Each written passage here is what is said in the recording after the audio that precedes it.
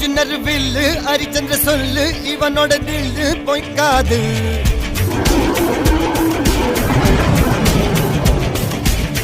Hello hi friends, உங்கள் எல்லாருக்கும் என்னுடைய மனமார்ந்த அன்பார்ந்த வணக்கம். First of all welcome to my YouTube channel Narasimha Madanraj. நம்ம யுதிஷ்டரை பற்றி தொடர்ச்சியாக பார்த்துட்டு வரோம். இன்றைக்கி நம்ம யுதிஷ்டரை பற்றி தான் இந்த வீடியோவில் பார்க்க போகிறோம். ஸோ இந்த டாப்பிக்கு நான் வச்சுருக்க title the king Yudhishthira part 3. நான் ஏற்கனவே சொல்லியிருந்தேன் இல்லையா, நம்ம யுதிஷ்டன் வந்து ராஜசூயம்னு சொல்கிற ஒரு வேள்வியை நடத்த தயாராக இருந்தார். அந்த வேள்வியை நடத்தினா தான், அந்த சாக்ரிஃபைஸ் நடத்தா தான் சொர்க்கத்தில் அப்பா பாண்டுவோடைய ஆத்மாவுக்கு சொர்க்கத்தில் நிரந்தரமாக இடம் கிடைக்கும்னு நாரதர் சொல்லிட்டு போயிட்டார். அப்போது தர்மனுடைய மைண்டில் இந்த ராஜசூயம்னு சொல்கிற இந்த வேள்வியை நடத்துகிறதா தான் ஓடிட்டு இருந்தது. இந்த ராஜசூயம் நடத்துறது அப்படின்னாக்கா குருக்களை வீட்டுக்கு கூப்பிட்டுட்டு ஓமம் வளர்க்குற மாதிரி மட்டும் இல்லைங்க, இது மிகப்பெரிய ஒரு விஷயம். இதை செஞ்ச ஒரே ஒரு மன்னன் ஹரிச்சந்திரன் மட்டும் தான் நான் ஏற்கனவே வீடியோவில் சொல்லியிருப்பேன். அதுக்கப்புறம் எந்த மன்னனும் செய்யலை. அதுக்கப்புறம் செஞ்சவர் தான் நம்ம தர்மன். இந்த ராஜசூயத்தினால தான் நம்ம தர்மனுக்கு வந்து மிகப்பெரிய பேர் புகழே கிடச்சதான். இது ரொம்ப முக்கியமான ஒரு விஷயம். அப்போது ஒரு மன்னன் வந்து உலகத்தையே கட்டுப்பாட்டுக்குள்ளே கொண்டு வந்துடணும். உலகத்துக்கே தான் மன்னன் சக்கரவர்த்தி அப்படின்னு முடிச்சுடணும். இப்போ நம்ம சொல்கிற மாதிரி ரஷ்யா, இந்தியா, சீனா, அமெரிக்கா, ஏஷியா, யூரோப், இந்த நாடு எல்லாமே தூக்கி நம்ம இந்தியா கையில் கொடுத்தா எப்படி இருக்கும்? இந்தியா தான் அந்த சுப்ரீம் பவராக இருக்கும் இல்லையா, அந்த மாதிரி ஒரு மன்னன் வந்துடணும். அது மட்டும் இல்லாமல் லட்சத்திலிருந்து மில்லியன் கணக்கான பிராமணர்கள் ஏழை மக்களுக்கு கூப்பிட்டு சாப்பாடு கொடுத்து பரிசு கொடுத்து அனுப்பணும். இந்த அளவுக்கு ஒருத்தட்ட சக்தி இருந்தால் தான் அந்த ராஜசூயன்னு சொல்கிற அந்த வேள்வியை நடத்த முடியும். இப்போது தர்மன் என்ன பண்ணுறாருன்னு, யுதிஷ்டர் என்ன பண்ணுறாருனாக்கா, அவருடைய தம்பிங்களான 4 பேத்தையும் அர்ஜுனன், பீமன், நகுலன், சகாதேவனை 4 திசைக்கு பிரித்து அனுப்புகிறாரு நம்ம தர்மன், போயிட்டு சம்பாரிச்சிட்டு வர்றதுக்காக வேண்டி. நம்ம சம்பாதிக்கிறத என்ன செய்வோம்? வேலைக்கு போவோம், பிஸ்னஸுக்கு போவோம். ஆனால் சத்திரர்கள் என்ன செய்வாங்க? போருக்கு போவாங்க. போருக்கு போகிறது தான் வந்து சம்பாரிச்சிட்டு வர்றது அர்த்தம் அவங்களுக்கு. போர்னா அதர்மம் இருந்துச்சுனாக்கா அந்த அதர்மத்தை அழிச்சிட்டு தர்மத்தை நிலநாட்டு வருவாங்க. இதுதான் சத்திரியர்களுடைய கடமை. நீங்கள் பகவத்கீதையோ புராணங்களையோ வேதங்களை எடுத்து படிச்சீங்கன்னாக்கா சத்திரியர்களுடைய கடமை என்ன அப்படின்னு உங்களுக்கு தெரிய வரும். அப்போ அர்ஜுனன் என்ன பண்ணுறாருனாக்கா நார்த் பக்கமாக கிளம்பி போகிறாரு. அப்போ நம்ம அர்ஜுன் முதல்ல யார் மீட் பண்ணுறாருனாக்கா குலிண்டாஸ்ன்னு சொல்கிற ஒரு கிங்டம், அந்த கிங்டமோட போர் புரிகிறார் நம்ம அர்ஜுனன். அப்புறம் வந்து அனஸ்தாஸ், அப்புறம் கல்கத்தாஸ், அப்புறம் வந்து ஷக்காலா. இந்த ஷக்காலான்னு சொல்கிறவங்க எப்படி இருப்பாங்கனாக்கா நிறைய ஹைலண்ட், ஒரு 10லேருந்து ஒரு 100 ஹைலண்ட்களாக ஆள்ற ஒரு கிங்டமாக இருந்துச்சு. அப்புறம் வந்து ஒரு பார்பேரியன் ட்ரைப்ஸ். அந்த பார்பேரியன் ட்ரைப்ஸுக்கெல்லாம் அர்ஜுன் என்ன செய்கிறாரு? போருக்கு போகிறாரு. போருக்கு போகிறாருன்னா போருக்கு மட்டும் இல்லை, இவங்க போய் அந்த கிங்டம் முன்னாடி நிற்பாங்க. நான் யுதிஷ்டரனை பிரதிநிதிச்சு வந்திருக்கிறேன், யுதிஷ்டரனை உங்கள் மன்னனை நீங்கள் ஏற்றுக்கணும், நீங்கள் யுதிஷ்டன் கீழே வந்து சிற்றரசாக இருக்க ஒத்துக்கிறீங்களான்னு. ஒத்துக்கிட்டாக்க கப்பம் கட்டணும். கப்பம் கட்டினாக்கா போர் இல்லை. இல்லை நீங்கள்லாம் சும்மா நாங்கள் தான் எம்மா அப்படின்னாக்கா உடனே போர் நடக்கும். இப்போ இந்த மாதிரி ராஃபா பேசுகிறவனுங்க, பயங்கரமாக பேசுகிறவங்களாம் அர்ஜுனன் வந்து வேறு வழி இல்லாமல் போர் தான். அப்போ இந்த பார்பேரியன் நோக்கி நம்ம அர்ஜுனன் வந்து போர் புரிகிறாரு. அதுக்கப்புறம் இந்த பார்பேரியன் ட்ரைப்ஸ் தேய்ச்ச பிறகு பாகடத்தான்னு சொல்கிற ஒரு பெரிய டீம் ஒன்று இருக்குது, கிங்டம் ஒன்று இருக்குது. அந்த கிங்டமோட அர்ஜுனன் வந்து போருக்கு போகிறாரு. போருக்கு போயிட்டு அந்த பாகடத்தாவும் வந்து நம்ம யுதிஷ்டனுக்காக தேய்ச்சி கொடுக்குறாரு. அதுக்கப்புறம் நம்ம அர்ஜுனன் என்ன செய்கிறானாக்கா காஷ்மீருக்குள்ளே நுழையிறாரு. காஷ்மீருக்குள்ளே எங்கே நுழையிறானாக்கா ஹிமாலயா பகுதிக்குள்ளே போகிறாராம். காஷ்மீரில் பூந்து காஷ்மீர் வழியே ஹிமாலயாக்குள்ளே பூந்து அந்த ஹிமாலயாவில் இருக்கிற ஒரு சில கிங்ஸ் எல்லாம் வந்து அடித்து துவச்சி அவரும் யுதிஷ்டனுக்கு சம்பாரித்து கொடுத்துட்டு அப்புறம் எங்கே போகிறாருனாக்கா கிம்புருஷர்கள் நோக்கி சண்டை போய்கிட்டு இருக்காரு. யார் இந்த கிம்புருஷர்கள்?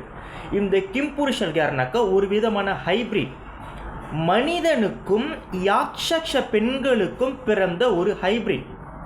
ஓகே, இந்த ஹிமாலயான்னு சொல்கிறோம் அப்படின்னாக்கா இந்த ஹிமாலயா யாருடைய ஆட்சிக்கு உட்பட்டது தெரியுமா? நம்ம புராணத்து கணக்குப்படி நம்ம குபேரனுடைய ஆட்சிக்கு உட்பட்டது. குபேரன் எதை ஆட்சி பண்ணார்? ராமாயண காலகட்டத்தில், ராமாயண காலத்துக்கு முன்னாடி ஸ்ரீலங்காவை தான் குபேரன் ஆட்சி பண்ணார். அதனால தான் டைமண்டு, ரூபீஸ்னு ஏகப்பட்ட கல்கள் வந்து ஸ்ரீலங்காவில் கிடைக்கும். ஸ்ரீலங்கா வந்து ஒரு மினி சொர்க்கம் அப்படின்னே சொல்கிறாங்க. ஒரு மினி என்ன சொல்கிறாங்க, அமராவதின்னு சொல்கிறாங்க நம்ம ஸ்ரீலங்கா. அப்போ தான் நம்ம ராட்சசரான ராவணன் என்ன பண்ணுறாரு, குபேரனை அடித்து துவைச்சு அனுப்பிடுறாரு ஹிமாலயத்துக்கு. அப்போது நம்ம குபேரன் யாருனாக்கா யாக்சச மன்னன். அப்போ ஹிமாலயா வந்து யாக்சசர் கையில் தான் இருந்துச்சு. அந்த யாக்சசர்கள் பெண்கள் வந்து மனுஷனோட கலக்கும் போது அவங்க தான் கிம் புருஷர்கள் ஆகிறாங்க. அந்த கிம் புருஷர்களோட சண்டை போடுறாரு நம்ம அர்ஜுனன். அந்த கிம் புருஷன்லேருந்து ஏகப்பட்ட பணத்தை, ஏகப்பட்ட தங்கத்தை, ஏகப்பட்ட லக்ஸரி ஐட்டம்ஸ் வந்து சம்பாதிச்சாரு நம்ம அர்ஜுனன். அப்புறம் எங்கே போனார்னாக்கா குகாஸ் அவங்களோட போயிட்டு சண்டை போடுறாரு. குகாஸ் அவங்களோட சண்டை போடுறாரு. இந்த குகாஸ் யாருனாக்கா இவங்க வந்து ஒரு பிரிவை சேர்ந்த தேவர்கள், கந்தர்வர்கள்.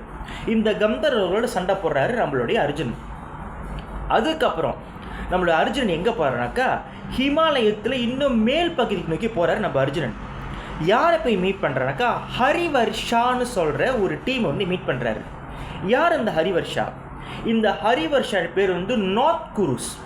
நம்ம ஒரு விஷயம் ஞாபகத்தில் வச்சுக்கணும், நம்ம பாண்டவர்களும் நம்ம கௌரவரும் திருதராசுரம் பீஷ்மரும் இவங்க வந்து சவுத் குருஸ், இவங்க வந்து நார்த் குருஸ். இந்த நார்த் குருஸும் சவுத் குருஸும் கிட்டத்தட்ட வந்து குருவுடைய சாம்ராஜ்யத்திலிருந்து வந்தவங்க தான். அப்போது அந்த நார்த் குருஸோடைய காட்ஸுங்க ஒருத்தர் சொல்கிறாரு, அர்ஜுனா இதுக்கப்புறம் நீ நிறைய மன்னனோட போர் போட்டு உன் அண்ணன் யுதிஷ்டருக்காக நிறைய சம்பாரிச்சுட்டு நீ திரும்பி போ. இதுக்கப்புறம் நீ உள்ளே நுழைய முடியாது. இதுக்குள்ளே நீ நுழைஞ்சினாக்கா நீயும் கடல் மாதிரி இருக்கிற உன் படையும் எல்லாரும் காணா போயிருவீங்க. காரணம் மனிதனுடைய புத்திக்கும் மனிதனுக்கு கண்களுக்கும் மனிதனோட வாழ்க்கைக்கும் அப்பாற்பட்ட உலகம் அது. இதுக்குள்ளே நீ பூந்துட முடியாது. இந்த இடம் முழுக்க முழுக்க நார்த் குருஸ்க்கு சம்மந்தப்பட்ட அவங்களுடைய உலகம்னு நம்ம சொல்கிறோம் இல்லையா. 1D 2D 3D அப்படின்னு இவங்க வந்து அந்த 3D 4D 5D 6Dக்கு மேலே இருக்கிற வேறு வகையான ஒரு டைமென்ஷன். இந்த உலகத்துக்குள்ளே இருக்கிற வேறு டைமென்ஷன் அவங்க. இதுக்குள்ளே நீ போக முடியாது, இருந்தாலும் நீ வந்துட்டேன்னு சொல்லிட்டு இந்த கார்டியன் உள்ளே போகிறாரு. உள்ளே பூந்துட்டு அந்த இருக்கிற ஒரு தலைவன் வெளியே கூட்டிகிட்டு வர்றாரு. அப்போ அவர் சொல்கிறாரு, அர்ஜுனா நீயும் குரு சாம்ராஜ்யம் தான், நானும் குரு சாம்ராஜ்யம் தான், உன்னை மீட் பண்ண ரொம்ப சந்தோஷப்படுறேன். இங்கே உள்ளே இருக்கிற மன்னன்களும் இங்கே உள்ளே இருக்கிற மக்கள்களும் உன்னோட கண்களுக்கு தெரிய மாட்டாங்க, மனுஷனுடைய புத்திக்கு அப்பால் பட்டவங்க. இருந்தாலும் நான் அவனுக்கு குறிப்பிட்ட பரிசு கொடுக்குறேன்ட்டு கொஞ்சம் பரிசு கொடுக்குறாரு. பரிசு கொடுத்துட்டு ஆசீர்வாதமும் கொடுக்குறாரு. உன் அண்ணன் தருமன் உலகத்துக்கே மன்னன் ஆவான்னு சொல்லி ஆசீர்வதித்து அனுப்புகிறாங்க. அப்போ அர்ஜுனன் என்ன பண்ணுறாரு, ஒரு பெரிய தொகையை சம்பாரித்து கொண்டு வந்து யுதிஷ்டர்கிட்ட ராஜசூய வேலை நடக்கிறதுக்காக வேண்டி கொடுக்குறாரு. ஆயிரக்கணக்கில் தங்க கட்டி வெள்ளி கட்டி இப்படி ஏகப்பட்ட விஷயங்களை சம்பாரித்து நம்ம அர்ஜுனன் வந்து யார்கிட்ட கொடுக்குறா, தருமன்ட்டு கொடுக்குறாரு. இப்போ அடுத்தது நம்மளுடைய பீமன். இப்போ நம்ம பீமன் வந்து எங்கே போயிருக்காருன்னு கேட்டிங்கனாக்கா இவர் வந்து ஈஸ்ட் பக்கமாக போயிருப்பார். நம்ம பீமன் வந்து ஈஸ்ட் பக்கம். ஈஸ்ட் பக்கத்தில் முதல்ல யாரை போய் ஃபேஸ் பண்ணுறாரு, பீமன் வந்து பாஞ்சாலத்தை போய் அட்டாக் பண்ணுறாரு. பாஞ்சாலம் யாருனாக்கா இவங்களுடைய மாமனார் திரௌபதியோட அப்பா. அப்போ இவங்க தான் ஒன்றாச்சு. அப்போ அவங்க என்ன பண்ணுறாங்க, பாஞ்சாலம் தர்மன் தான் எங்கள் மண்ணை நாங்கள் ஏற்றுக்கிறோன்ட்டு அழகாக ஏற்றுக்கிட்டாங்க. ஸோ அதனால் அவங்களுக்கு இவங்களுக்கு டிப்ளமேசியில் முடிஞ்சிருச்சு. அடுத்தது பீமன் வந்து கந்தகாஸ் அவங்களோட போய் சண்டை போடுறாரு. சண்டை போட்டு அவங்களோட சண்டை போட்டு அந்த ராஜ்யத்தையும் சம்பாரித்து நம்ம பீமன் தருமன்கிட்ட ஒப்படைக்கிறார். அடுத்தது வேதஹாஸ். இந்த வேதஹாஸோடக்கு பீமனுக்கு வந்து ஒரு சண்டை நடக்கும்போது அவங்களையும் தோக்கடித்து ஒரு கப்பத்தை வாங்கி தர்மன்ட்ட யுதிஷ்டர்கிட்ட கொடுக்குறாரு நம்ம பீமன். அதுக்கப்புறம் தசரணாஸ். இந்த தசரணாஸுக்கும் பீமனுக்கும் சண்டை நடக்குது. அவங்களையும் தோக்கடிச்சார் நம்ம பீமன். தோக்கடித்து ஒரு பெரிய தொகையை சம்பாரித்து பீமன் யுதிஷ்டர்கிட்ட கொடுக்குறாரு. அடுத்தது செடிஸ்க்கு நோக்கி போகிறார். இந்த கிங்டம் நோக்கி போகிறார் நம்ம பீமன். இந்த கிங்டமோடைய மன்னன் யாருனாக்கா சிசுபாலன். இந்த சிசுபாலன் தான் இந்த கிங்டனோட மன்னன். நம்ம இந்தியர்கள் மத்தியில் ஒரு நம்பிக்கை இருக்குங்க, ராவணனுடைய பிறப்பு வந்து ஹிரண்யனாகவும், ரெண்டாவது பிறப்பு ராவணனாகவும், அடுத்த மூணாவது பிறப்பு தான் சிசுபாலன் அப்படின்னு நம்ம வந்து நம்புகிறோம். இந்த சிசுபாலனுடைய ஆட்சிக்கில் இருந்தது அந்த செடின்னு சொல்கிற இந்த ஒரு அரசாங்கம். இந்த அரசாங்கத்துக்கு சிசுபாலன் வந்து பாண்டவர்கள் வந்து எதிரி கிடையாது, கிருஷ்ணருக்கு தான் எதிரி. பாண்டவரில் பீமனே வந்துடுறாரு. வந்தோடனே அந்த சிசுபாலன் பீமனை கூப்பிட்டு அவருக்கு உபசரணம் கொடுத்து ஒரு சில நாட்களை தங்க வச்சு, தர்மனை நான் மன்னனாக ஏற்றுக்கிட்டேன், என் சக்கரவர்த்தியை ஏற்றுக்கிட்டேன் அப்படின்னு ஒரு பெரிய தொகையை கொடுக்குறாரு சிசுபாலன் பீமன் கிட்ட. அதுக்கப்புறம் நம்ம பீமன் என்ன பண்ணார், குமாரான்னு சொல்கிற ஒரு கிங்டமுக்கு வந்து அந்த குமாரான்ற கிங்டமுக்கும் நம்ம பீமனுக்கும் சண்டை நடக்குது. அவங்களையும் நம்ம பீமன் தோக்கடிச்சு ஒரு பெரிய தொகை சம்பாதிக்கிறாரு. அப்புறம் கோஷலா, இங்கே கோஷலாத்துல வந்து சண்டை நடக்குது. இந்த கோஷலா வந்து எங்கே சம்மந்தப்பட்ட நாடு தெரியுமா, நம்ம ராமாயணத்தில் வந்து ஒரு கிங்டம் கோஷலா. அதுக்கப்புறம் பீமன் எங்கே போகிறானாக்கா அயோத்தியாவை நோக்கி சண்டைக்கு போகிறாரு பீமன். அப்போ அயோத்தியா என்ற கிங்டம் யாருக்கு உரியது, நம்ம ராமனுக்கு உரியது. அந்த கிங்டம் நோக்கி சண்டை போடுறாரு. அவங்க நோக்கி சண்டை போட்டு ஒரு தொகையை சம்பாரித்து பீமன் யுதிஷ்டர்கிட்ட கொடுக்குறாரு. அதுக்கப்புறம் நீங்கள் பார்த்தீங்கன்னாக்கா மத்தியாஸ் அண்ட் மல்லவாஸ் இவங்க நோக்கி சண்டை போகிறாரு பீமன். இந்த சத்திரியனுக்கு 2 பேர் வந்து தோல்வியே காணாதவங்க, தோல்வினா என்னன்னு தெரியாதவங்க. அவங்களுக்கு இவங்க சண்டை நடக்குது. சுமார் 2-3 நாள் சண்டை நடந்துச்சான். அந்த மத்தியாச மல்லவாசியும் பீமனும் தோக்கடிச்சு அந்த மத்தியாச மல்லவாசம் ஏற்றுக்கிட்டாங்க. ஆமாப்பா நாங்கள் ஏற்றுக்கிறோம், பாண்டவர்கள் நீங்கள் பலசாலி, யுதிஷ்டர் ரொம்ப நல்லவன், யுதிஷ்டர் இங்கெல்லாம் மன்னனாக இருக்கிறது ரொம்பவும் நல்லது, யுதிஷ்டன் மன்னனாக இருந்தாக்கா எங்களுக்கெல்லாம் சக்கரவர்த்தியாக இருந்தாக்கா பலத்தில் மட்டும் இல்லை தர்மத்திலே அவன் சிறந்தவன், உலகமே அன்புலையும் பாசலையும் தலைச்சி நிற்கும், அதனால அவர் நாங்கள் மன்னனாக ஏற்றுக்கிறோன்ட்டு இந்த மத்தியாசம் மல்லவாசம் யுதிஷ்டரை மன்னனாக ஏற்றுக்கிட்டாங்க. அடுத்தது நம்ம பீமன் வந்து அங்க தேசத்துக்குள்ளே நுழையிறாரு. அங்க தேசம் வந்து அஸ்தினாபுரத்தோட ஆட்சியில் இருக்கிற ஒரு மிகப்பெரிய ஒரு சாம்ராஜ்யம். அந்த அங்க தேசத்தின் மன்னன் யாரு, நம்ம கர்ணன். பீமனுக்கும் கர்ணனுக்கும் ஒரு பயங்கர சண்டை நடக்குது. ஆனால் புராணத்தில் என்ன சொல்லியிருப்பாங்கனாக்கா பீமன் வந்து கர்ணனை இந்த இடத்துல தோக்கடிச்சிட்டாரு அப்படின்ட்டு. இங்கே ஒரு விஷயத்தை நல்லா புரிஞ்சுக்கணும். கர்ணனுடைய உடம்புல இந்த காலகட்டங்கள் கவசம் கொண்டெல்லாம் அப்படியே இருக்குது. அப்போது எதுவுமே கர்ணனுடைய முடியை கூட அச்சு பார்க்க முடியாது. இருந்தாலும் கர்ணன் பீமன்ட்டு தோக்கிற மாதிரி நடிச்சிருப்பார். காரணம் கர்ணனுக்கு தெரியும் பாண்டவர்கள் நல்லவங்க. ஏன்னா கர்ணன் கெட்டவன் இல்லை, கர்ணன் ரொம்ப ரொம்ப நல்லவன். அப்பேற்பட்ட நல்லவனுக்கு இன்னொரு நல்லவனை பற்றி நல்லாவே தெரியும். யுதிஷ்டிரன் எனக்கே சக்கரவர்த்தியாக இருக்கிறது, உலகத்துக்கே சக்கரவர்த்தியாக இருக்கிறது எல்லாத்துக்குமே நல்லதுன்னு கர்ணனுக்கு தெரியும். அதனால் கர்ணன் வந்து வாலண்டியராக பீமன்கிட்ட என்னை பொறுத்த வரைக்கும் தோத்தார். அப்போது நம்ம கர்ணன் என்ன பண்ணுறாரு, ஒரு தொகையை தூக்கி அப்படி பீமன்கிட்ட கொடுக்குறாரு. அந்த தொகையை கொண்டு போய் பீமன் வந்து தர்மன்ட்ட சேர்க்குறாரு. அதுக்கப்புறம் நம்ம பீமன் என்ன பண்ணுறாரு, கௌரவர்கள் ஆட்சி கீழே இருந்து சிற்று சாம்ராஜ்யங்கள்லாம் போயிட்டு சண்டை போட்டு அவங்களும் தோக்கடிச்சு அவங்க எல்லாத்தையும் அப்படியே உருட்டி யுதிஷ்டர்கிட்ட கொண்டு வந்து கொடுத்துட்றாரு. இப்போது பீமன் என்ன பண்ணுறாரு, அவரு சொல்ல முடியாத ஒரு பெரிய தொகையை சம்பாரித்து கொண்டு வந்து ராஜசூய வேள்வி நடத்துறதுக்காக வேண்டி நம்ம தர்மன்ட்ட கொடுக்குறாரு. அடுத்தது நம்மளுடைய 3வது ஹீரோ நம்ம சகாதேவன். நம்ம சகாதேவன் எங்கே வராரு, சவுத் பக்கமாக இறங்கி வராரு. இந்த சவுத் பக்கமாக நம்ம சகாதேவன் இறங்கி வரும் பொழுது முதல்ல சுரசேனான்னு சொல்கிற ஒரு கிங்டம், அந்த கிங்டமுக்கும் நம்ம சகாதேவனுக்கும் சண்டை நடக்குது. அவங்களையும் தோக்கடிச்சு ஒரு பெரிய கப்பத்தை அவங்ககிட்ட வாங்கி தர்மனுக்காக சம்பாரிச்சிடறாரு நம்ம சகாதேவன். அதுக்கப்புறம் அடிராஜான்னு சொல்கிற ஒரு சாம்ராஜ்யத்தை நோக்கி போகிறாரு நம்ம சகாதேவன். அவங்க கூட சண்டை போடுறாரு, ஒரு பெரிய தொகையை சம்பாரித்து வந்துடுறாரு. அதுக்கப்புறம் தந்தவக்ரான்னு சொல்கிற இன்னொரு சாம்ராஜ்யம், அவங்களுடைய சண்டை போட்டு அந்த தந்தவக்ராவுடைய சண்டை போட்டு அவங்களையும் தோக்கடிச்சு அவங்களையும் வந்து யுதிஷ்டிரன் கீழே கொண்டு வந்துடுறாரு. அதுக்கப்புறம் சகாதேவன் எங்கே போகிறானாக்கா குந்தி போஜன் சாம்ராஜ்யத்தை நோக்கி போகிறாரு. இந்த குந்தி போஜன் சாம்ராஜ்யம் யார், பாண்டவர்களுடைய தாய் வீடு, குந்தியனுடைய அப்பாவுடைய அரசாங்கம். குந்தி இங்கே தான் பிறந்தாங்க. அப்போ இவங்க யார், குந்தி போஜன் யார், பாண்டவர்களுடைய தாத்தா. அப்போ சகாதேவன் என்ன பண்ணுறாரு, தாத்தா போய் மீட் பண்ணுறாரு. தாத்தாவுக்கு சகாதேவன் பார்த்தோன்னு சந்தோஷம், ஐயோ பேரன் வந்துட்டானே அப்படின்ட்டு பேரனை கட்டி பிடிச்சி அரவணைச்சிக்கிறாரு. அப்போ கேட்குறாரு, தாத்தா இந்த மாதிரி நாங்கள் ராஜசூய வேள்வி நடத்த போகிறோம், அதுக்கு நான் வந்து கொஞ்சம் தொகை சம்பாதிக்கணும்னு. அப்போ சகாதேவன் கேட்கறதுக்கு முன்னாடி தாத்தா என்ன பண்ணுறானாக்கா ஒரு தொகையை தூக்கி சகாதேவன் கையில் கொடுக்குறாரு. நீ சொல்லனாலும் நீ சொல்லாட்டாலும் என் பேரன் எனக்கு தலை மேலே இருந்து ஆட்சி புரியுறது எனக்கு ரொம்ப சந்தோஷம், நான் எப்பயோ உங்கள் சக்கரவர்த்தியை ஏற்றுக்கிட்டேன்டா அப்படின்னு உங்கள் சக்கரவர்த்தியை ஏற்றுக்கிட்டேன்னு குந்தி போஜன்னு சொல்கிறாராம். அதுக்கப்புறம் நம்ம சகாதேவன் என்ன செய்கிறாருனாக்கா ஜம்பக்காவை நோக்கி போகிறார். ஜம்பக்கான்னு சொல்கிற ஒரு அரசாங்கத்தை நோக்கி இங்கெல்லாம் வந்து சவுத் பக்கம் வந்துட்டார் நம்ம சகாதேவன். அவங்களுக்கும் இவருக்கும் ஒரு பெரிய சண்டை நடக்குது. அவங்களையும் நம்ம சகாதேவன் தோக்கடிச்சு சம்பாதிச்சிடுறாரு. அதுக்கப்புறம் ஷெக்கா, அதுக்கப்புறம் அவந்தி, அதுக்கப்புறம் வந்து கிங் பீஷ்மிகாவோட சண்டைக்கு போகிறாரு நம்ம சகாதேவன். இந்த பீஷ்மிகா யார்? ருக்மணியினுடைய ராஜாங்கம் தான் இது. அப்போனாக்கா இவங்க ஆட்டோமேட்டிக்காக வந்து யாதவ குலத்தை சேர்ந்தவங்க. இந்த பீஷ்மிகா வந்து கிருஷ்ணருடைய ஆட்சி கீழே இருக்கிற ஒருத்தர் தான் இந்த கிங் பீஷ்மிகா.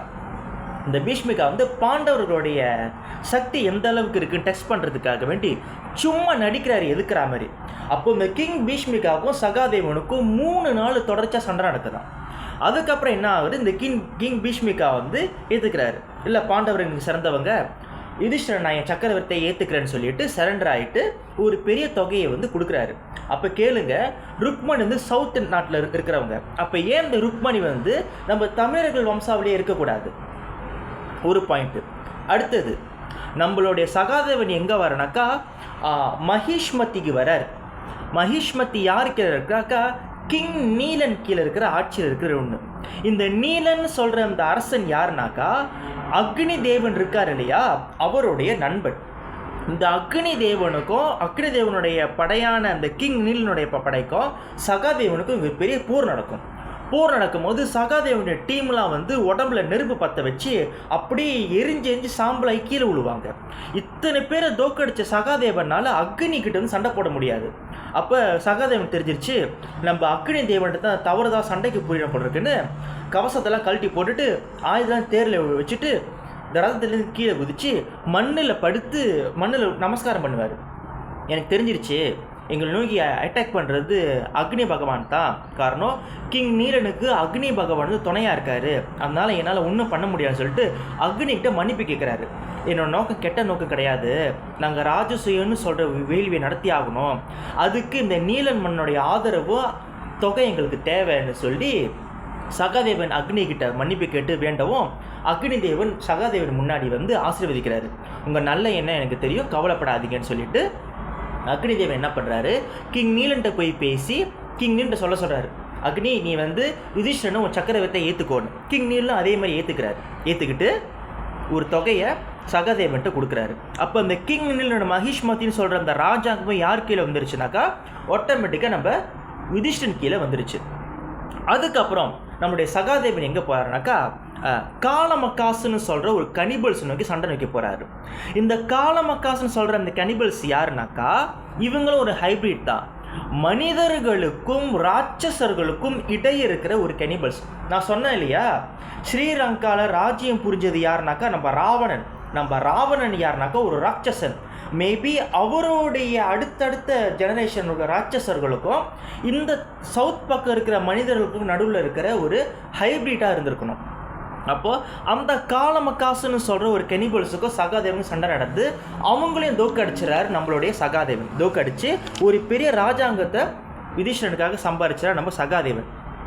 அதுக்கப்புறம் நம்ம சகாதேவன் எங்கே நுழையிறாரு தெரியுமா? நம்ம சகாதேவன் சவுத் பக்கமாக எங்கே நுழைஞ்சார் அப்படின்னு கேட்டிங்கனாக்கா கிஷ்கிந்தைக்கு வரார். கிஷ்கிந்தைனா என்ன? கிஷ்கிந்தை யாருக்கு உரியது? ராமாயணத்தில் இருந்த வாலி, ராமாயணத்தில் இருந்த சுக்ரீவன், ராமாயணத்தில் வந்த நம்ம ஆஞ்சநேயர். ஓகே, அந்த கிஷ்கிந்தைக்கு வர சகாதேவன் கிஷ்கிந்தையில் இருக்கிற மனிதர்களோட சண்டை போட்டார்னு சொல்லியிருந்தா ஆச்சரியப்படுறதுக்கு ஒன்றும் கிடையாது. கிஷ்கிந்தையில் இருக்கிற வானரங்களோட சகாதேவன் சண்டை போட்டாருன்னு சொல்கிறாங்க. அப்போ நீங்கள் நல்லா பாருங்கள், ராமாயணம் நடந்து முடிஞ்சு மில்லியன் ஆண்டுகள் ஆகுது. ஓகேயா? மகாபாரதம் நடந்து இப்போ தான் ஒரு 5000-6000 ஆண்டுகள்னு சொல்கிறாங்க. அப்போது மில்லியன் ஆண்டுகளுக்கு முன்னாடி வாழ்ந்த அந்த வானரங்கள் எப்படி இந்த மகாபாரத காலகட்டத்தில் இருந்தாங்க? அப்போ என்னோடய பாயிண்ட் ஆஃப் வியூ என்னன்னு கேட்டிங்கனாக்கா, மகாபாரதம் நடந்து 5000 ஆண்டு 6000 ஆண்டுலாம் இருக்காதுங்க. மகாபாரதம் நடந்து பல லட்சம் ஆண்டுகள் ஆகுது. என்னை பொறுத்த வரைக்கும் நம்ம இன்னும் மண்ணை தோண்ட வேண்டியது ஒன்று அதிகமாக இருக்குது. நம்ம மண்ணை இன்னும் அதிகமாக தோன்றணுனாக்கா நிறைய ரகசியங்கள் நம்மளுக்கு வந்து தெரிய வர ஆரம்பிக்கும். இப்போ நீங்கள் பாருங்கள், இதெல்லாம் வந்து கற்பனை கிடையாது, இதெல்லாம் உண்மையான ஒன்று. இதெல்லாம் கற்பனையாக இருந்தால் இந்த அளவுக்கு பிரித்து எழுத முடியுமா? இந்த அளவுக்கு பிரித்து எப்படி எழுதுனாங்க? இன்னொரு எக்ஸாம்பிள் நான் சொல்கிறேன். இந்த வானரோட சகாதேவன் சண்டை போட்டு இந்த வானர படையும் வந்து நம்ம தர்மனுக்கு கொண்டு வந்துறாரு நம்ம சகாதேவன். அதுக்கப்புறம் நிஷாதாக்குள்ள நுழையிறாரு. நிஷாதா வந்து எங்கே இருக்குது? நிஷாதா யாருக்குரியது? ஏக்கலைவனுடைய சாம்ராஜ்யத்துக்குள்ளது. அப்படின்னா ஆட்டோமேட்டிக்காக அந்த ஏக்கலைவனும் ஒரு தமிழனாக தான் இருக்கணும். அதுக்கப்புறம் சகாதேவன் எங்கே வராரு தெரியுமா? பாண்டிய மன்னனை நோக்கி சண்டைக்கு வராரு. பாண்டிய மன்னனை தோற்கடிச்சதுக்கப்புறம் சேரன் சோழன் தமிழ் மன்னர்கள் நோக்கி சண்டைக்கு வராரு நம்ம சகாதேவன். அப்போது இந்த தமிழ் மன்னர்களும் என்ன பண்ணுறானாக்கா யுதிஷ்டரனை மன்னனாக ஏற்றுக்கிட்டு ஒரு பெரிய தொகையை கொடுக்குறாங்க நம்ம சகாதேவன் கிட்ட. இங்கே விஷயம் நீங்கள் புரிஞ்சுக்கணும். நம்மளுடைய ஷல்லியன் மதுரனுடைய மன்னன், மதுரி ஒரு தமிழ் பெண், குந்தி ஒரு தமிழ் பெண். அப்போ பாண்டவர்களும் ஒரு தமிழர்கள் தான். பீஷ்மரே வந்து போருக்கு போகும்போது முருகனை கும்பிட்டு தான் போருக்கு போனார்னு சொல்கிறாங்க. அப்போது தமிழர்கள் வந்து நிறைய தொகையை வந்து சம்பாரித்து கொடுத்துருக்காங்க நம்ம தர்மனுக்கு ராஜசேவை நடத்துறதுக்காக வேண்டி. இங்கே ஒரு மிகப்பெரிய ரகசிய விஷயம் இருக்குங்க.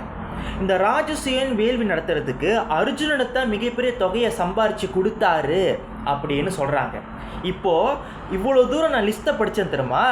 யாரோ லிஸ்ட்டு நீண்டுக்கிட்டே போணுச்சு, சகாதேவனோட லிஸ்ட்டு தான் நீண்டுட்டு போணுச்சு. அப்போது தர்மனுக்கு இந்த யுதிஷ்டனுக்கு ராஜசேவன் வேள்வி நடத்துறதுக்கு அதிகமான தொகையை சம்பாரித்து கொடுத்தது யாரு? நம்ம சகாதேவன். எப்படி அவர்னால அவ்வளோ சம்பாரித்து கொடுக்க முடிஞ்சிச்சு? காரணம், அவர் சவுத் இந்தியாவுக்குள்ளே நுழைஞ்சிட்டாரு. அங்கே நம்மளுடைய தமிழ் மன்னர்கள், அது மட்டும் இல்லை, அந்தஹாஸ் அவங்களோட சண்டை போட்டு போடுவார். அடுத்தது தலவனாஸ், பேர்லாம் பாருங்கள், எல்லாம் தமிழ் பேரில் வருது. அப்போது இதெல்லாம் உண்மையாக நடந்ததுனால தானே இந்த அளவுக்கு பிரித்து எழுதியிருக்க முடிஞ்சது. இதெல்லாம் கற்பனை தான் இந்த அளவுக்கு பிரித்து எழுதியிருக்க முடியுமா? அப்போனா இது எல்லாமே வந்து ரெக்கார்ட், நம்ம பெரியவங்க நம்மளுக்காக கொடுத்துட்டு போன ட்ரெஷர். ஸோ சொல்ல முடியாத அளவுக்கு ஒரு பெரிய தொகையை சகாதேவன் சம்பாரித்து கொண்டு போய் நம்ம தர்மன்கிட்ட ஒப்படைக்கிறார். அடுத்தது நம்ம நகுலன் எங்கே போகிறானாக்கா வெஸ்ட் பக்கமாக போயிருக்காரு. இவர் யாருக்கிட்ட சண்டைக்கு போயிருக்காருனாக்கா நம்மளுடைய சிபி மன்னன்கிட்டையும் சிவி மன்னனை தெரியல, ஆனால் சிபி மன்னன்கிட்ட வந்து சண்டைக்கு போயிருக்காரு. அடுத்தது திரிகாத்ராஸ். இந்த திரிகாத்ராஸ் எங்கே இருக்காங்கனாக்கா இவங்க வந்து வெஸ்ட் பக்கம் இருக்காங்க. அப்போ நீங்கள் நல்லா பாருங்கள், இந்த சிபியும் வந்து நம்மளுடைய தமிழ் மன்னன்கள் தான். அப்படின்னா கிட்டத்தட்ட உங்களுடைய மகாபாரத ஆய்வுப்படி 5000-6000 ஆண்டுகளுக்கு முன்னாடி எங்களுடைய தமிழ் சாம்ராஜ்யம் இருந்திருக்கு. அவங்களும் வந்து நம்ம பாண்டவர்களுக்காக துணையாக இருந்திருக்காங்க. குருஷேஸ்திர போர்லேயும் வந்து கலந்துக்கிட்டாங்க. ஸோ மை ஃப்ரெண்ட்ஸ், இதுவரையில் என்னுடைய வீடியோ உங்களுக்கு பிடிச்சிருந்துச்சுன்னா தயவு செஞ்சு லைக் பண்ணுங்கள், ஷேர் பண்ணுங்கள், சப்ஸ்கிரைப் பண்ணுங்கள். அடுத்த வரப்போகிற வீடியோவில் இன்னும் நான் யுதிஷ்டனை பற்றி நிறைய விஷயங்கள் உங்கள்கிட்ட ஷேர் பண்ண தயாராக இருக்கேன். ஸோ மை ஃப்ரெண்ட், நான் உங்கள் நரசிம்மா மதன்ராஜ். மீண்டும் சந்திப்போம். Take care, bye bye.